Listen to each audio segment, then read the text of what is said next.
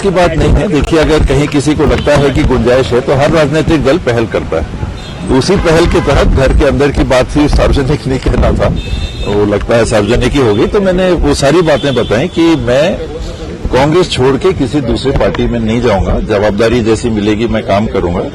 और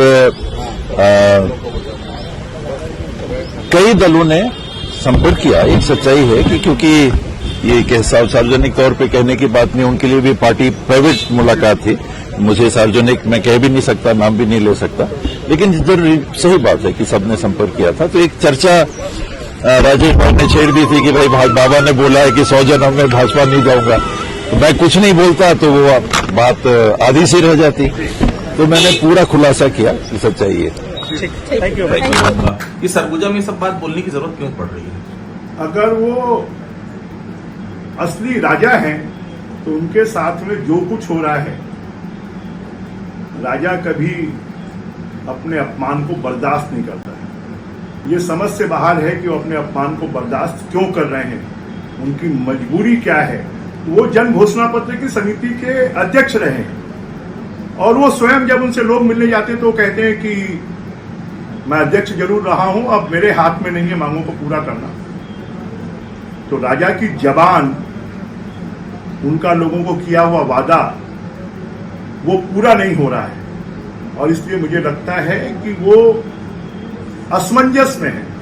मजबूरी उनकी है कि कांग्रेस में है तो उनको कहना पड़ता है कि सरकार बनेगी। जो सही बात है वो उनकी जबान पर आ जाती है और एक बार नहीं 25 बार ऐसा हुआ है। और बाद में जब पार्टी का दबाव पड़ता है तो फिर वो बोल देते हैं नहीं मैं कांग्रेसी हूं। और निश्चित रूप से भूपेश बघेल जी जिस प्रकार से छत्तीसगढ़ के लोगों के साथ में वादा खिलाफी कर रहे हैं, चाहे वो शराबबंदी की बात हो, चाहे वो शहरों में संपत्ति का राधा करने की बात हो, चाहे शहर में रहने वाले गरीबों को 2 कमरे के मकान देने की बात हो, चाहे फिर वो प्रधानमंत्री आवास लोगों का छीन लिया है इसकी बात हो, चाहे जल जीवन मिशन के योजना में भ्रष्टाचार और लोगों के घरों में नल का पानी नहीं पहुंच रहा है इसकी बात हो, चाहे फिर वो विधवा, परित्यक्ता, निराश्रित, इनको 1000 और 1500 रुपए पेंशन देने के वादे की बात हो, चाहे फिर वो बेरोजगारों को 2500 रुपए भत्ता देने की बात हो, तो ऐसा कोई भी वादा नहीं है जिनको उन्होंने पूरा किया हो। क्योंकि मुख्यमंत्री जी भूपेश बघेल जी को तो अपनी कुर्सी बचा के रखना है, इसलिए वो बड़ी बड़ी बातें करते हैं।